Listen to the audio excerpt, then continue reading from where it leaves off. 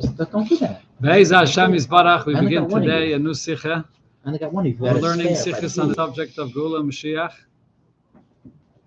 And this is a Sikha that is printed also on the Dvar Malchus that the Rebbe gave out to everybody, Anoshim, Noshim, V'taf, with his holy hand. In that kuntris, a green kuntris, it had 5 Sikhas printed in it. And this is the last Sikha, very Geshmaka Sikha, where the Rebbe will basically focus on explaining the proof from Chumash, from Torah Shebiksav, for the coming of Mashiach. There are a few places in Torah where it speaks about the coming of Mashiach. And the Rambam brings all the psukim. In Hilchas Malachim and Perek Yud Aleph, the Rambam brings them all. But there's one halacha that the Rebbe will focus on over here, where the Rambam points out more, it stands out more than the other proofs from Mashiach and Chumash. And it's in Parsha Shoftim. I figured we'll start it now, or in Parsha Vaschana. Maybe by the time we come to Shoftim, we'll get through the Sikha. Okay, so let's begin. Kosav Harambam Behilchas Malachim. So the Rambam writes in Hilchas Malachim, Perek Yud Aleph, right at the beginning, the first halacha. HaMelech HaMashiach Osid Lamed. Melech HaMashiach is going to stand up. Ola Hachzer Malchus David LeYoshna V'chulu, and return the kingdom of David to the way it was in the days of old. And the Rambam goes on to describe what that entails, that Mashiach will bring back all the mitzvahs that we can't fulfill today, karbanis, all the mitzvahs in Eretz Yisrael, trumas, ma'aser, shmita, and everything. And then the Rambam says, "V'chol mi she'ein ma'imim bay," anyone that does not believe in Mashiach, oy mi she'ein mechake lebiyasai, or even if he believes but does not await his coming, loy b'shar neviim b'lvadu kaifer. Not only is he denying what it says in the words of the Nevi'im, where it clearly speaks about Mashiach in more than one place, Ela b'Torah or b'Moshe Rabbeinu, but he's also denying things that it says clearly in the Psukim, in Torah, and that Moshe Rabbeinu said. Shahadei, HaTorah Yidolov. Torah testifies about the coming of Mashiach. Shenemar v'shav Hashem alekecha shvuscha. The Eibusher will return, shvuscha, those that are going to be returned from Golus. This is a pasuk in Parshas Nitzavim. V'richamecha, the Eibusher will have mercy on you. V'shav v'kibetzcha v'goyim, and he'll gather you. Im yeh nidachacha b'ktzei hashamayim, when it'll be the time when you'll all be scattered around in all corners of the world. V'viyach Hashem, Hashem will bring you back to Eretz Yisrael. That's in Parshas Nitzavim. So this is the first psukim that the Rambam quotes. It's the most explicit, where it talks about the Eibusher returning Yidden to Eretz Yisrael. Ve'elo advarim mufurashim b'Torah. So what it says here clearly in the Psukim of Torah, it includes everything that is later said also by the Nevi'im. Then the Rambam continues, Af Parshas Bilam Nemar. Then you have in Parshas Balak, or the Rambam refers to it actually as Parshas Bilam. So there it says Psukim, where it also speaks clearly about the coming of Mashiach. V'sham niba b'shnei HaMashiachim. There it speaks about 2 Mashiachim. One is David HaMelech, and the other one is Mashiach. The Mashiach Harishon Shu David Chulu, and the Rambam brings psukim for that. Or the Mashiach Ha'achrein Shu Emin Bibanav, and then Mashiach that will be from the descendant, as a descendant from David HaMelech. Umevi Kama psukim. There's more than one pasuk. Miparshas Bilam u'Mefarsham al David v'Melech HaMashiach. And the Rambam shows how the psukim speaks about David and Mashiach. Okay, now this chelik of the Rambam, the Rebbe is just bringing as an introduction for the main thing that the Rebbe will focus on, which is in the next halacha, which is right here. Now, halacha shalachri is mamshech Rambam. Then, in a separate halacha, the Rambam continues and brings another proof where in the Torah it speaks about Mashiach. Af ba'orei miklot u'eimim. In the pasuk in Parsha Shoftim, in the mitzvah of designating the cities, orei miklot, the cities of refuge, which is for someone that killed someone accidentally, and he has to go and be exiled into this city. So the pasuk there says, "Im yarchav Hashem lekechas gevulcha," if the Eibusher will widen the borders of your land, v'yosafta lecha oid shalosh arim v'goyim. You should add another 3 cities. Umei olam loy haya davazeh. This that the pasuk describes, that the Eibusher will widen your borders, never happened. Eretz Yisrael that the Yidden conquered and got when they came into Eretz Yisrael with Yeshua the first time, that's the land that we know of, and the Eibusher never widened the borders more than that. And the pasuk here is not telling you a hypothetical which never will be materialized. That if hypothetically the Eibishter, and it's something that will never happen. Never captured more places. David HaMelech did capture Syria, which is called in the lashon of the pasuk Aram Tzaiva. However, that's not what it's talking about here, though. When David HaMelech captured Syria, the Gemara refers to that as kibush yachid.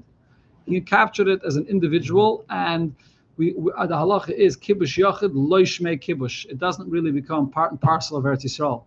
There are certain halachas that Syria has, like Eretz Yisrael, regarding Trumas and Meisters midrabanan, but min HaTorah, it's not considered to be annexed to Eretz Yisrael, that it becomes part of Eretz Yisrael. That's not the fulfillment of this nevuah here. So again, the Eibusher does not just say in hypothetical. Avol b'divrei neviim ein. Okay, 1 second. So what's the Rambam saying here? So if it says v'im yarchiv, when is that going to happen? When Moshiach comes. When Moshiach comes, the borders of Eretz Yisrael will be widened, and where is it going to be widened to? Then the three countries of Keni, Kenizi, and Kadmoni, which in the Rashi, there's different opinions about this, what the lands of Keni, Kenizi, and Kadmoni, which are mentioned, which are Chabad. That's what it is. It's Chabad. Okay, but the physical territory, though, where's the physical territory of Keni, Kenizi, and Kadmoni? There are various opinions about it. In the Rishonim, Rashi in Parshas Devarim, last week's Parsha, said that it refers to the lands of Ammon, Moav, and Edom. That's Rashi's pshat. So those lands of Ammon, Moav, and Edom are part of the Bris Ben Absarim. The Eibusher says he's going to give 10 different lands to the Yidden, and they only got 7. So that's what it's referring to. Lasad Lavi will have those additional lands. Then the Rambam concludes, Avol b'divrei neviim ein adav tzarich raya. But if you're looking for proofs for the coming of Mashiach in the words of the Nevi'im, you don't have to look too far. You have it all over. In many Sifrei Nevi'im, it talks about coming of Mashiach. Most famously in Yeshaya, in Daniel, but in many other places as well. It speaks about the coming of Mashiach. Okay, Yeah, Yecheskel, the Nevuah about the third base of Mikdash is in Yecheskel, which is right here in the book that in front of you. Okay, here is a very interesting footnote that the Rebbe asks a question and doesn't give really a clear answer on this lashon that the Rambam says. What did the Rambam say? The Eibishter does not say a mitzvah in the Torah about a hypothetical possibility that never could happen, never will happen. Okay, so the Rebbe asks, is that true? There's a Gemara about this. Tzarech in K'tzas. Number 4. Number 4, what did I say? No. Yeah, number 4, out of 4.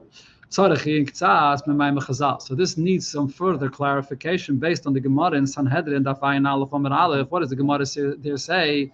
The Ben Seirer Umayra, the whole halacha regarding the Ben Seirer Umayra, which is described in Parshas Kiseitze, which is a child that rebels against his parents, and he's misbehaving to such a degree that it's clear from his behavior that if you let him go the way he is, he's going to end up being a terrible individual. And therefore, the Torah says that his life should be ended at that point.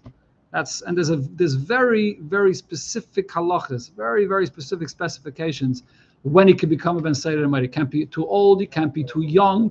It's very, very specific. And the Irani Dachas, 4, footnote 4. You see it? You can read the small letters right there on the same page, footnote 4. And then the halacha of the Irani Dachas, which is a city, the entire city all served Avodah Zarah. And there also, the punishment or the halachas for the Sira Nidachas is also extremely harsh. You have to gather everybody from the whole city, including all the possessions and everything, and place it into the center of the city, into the road, and burn the whole city, wipe out the whole city. That's the story of Sira Nidachas. So the Gemara there, in one opinion, says, some machlokes about this, but one opinion says about this, it's never happened, and this never will happen. Elo, so why does the Torah write about it?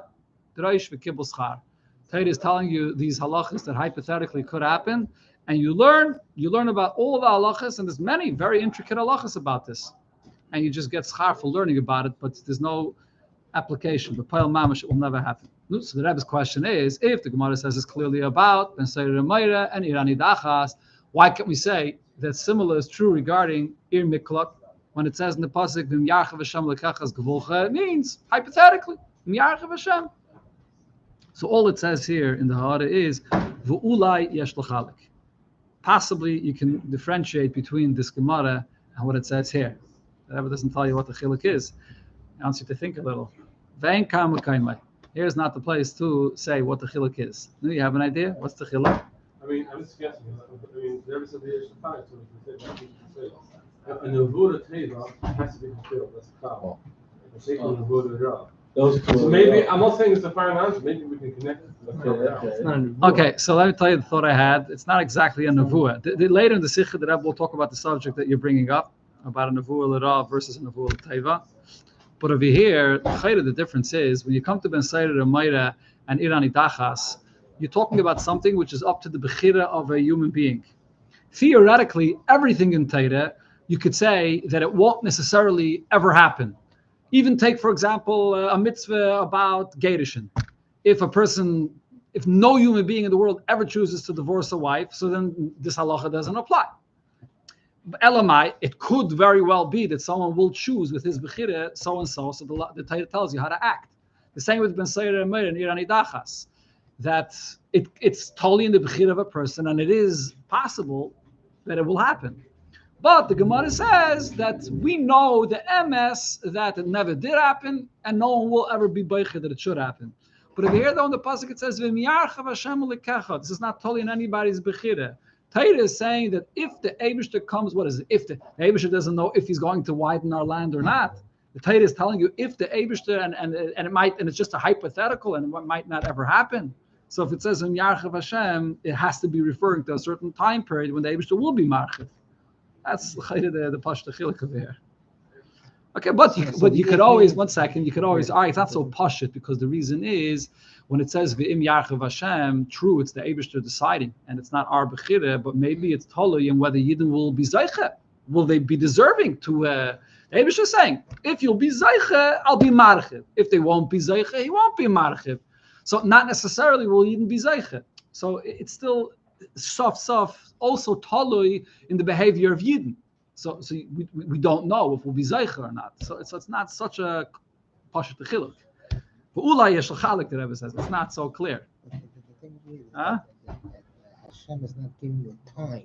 When this is going to happen, correct? But Hashem, it's that's it. If. Right. Why does it say v'im? Correct.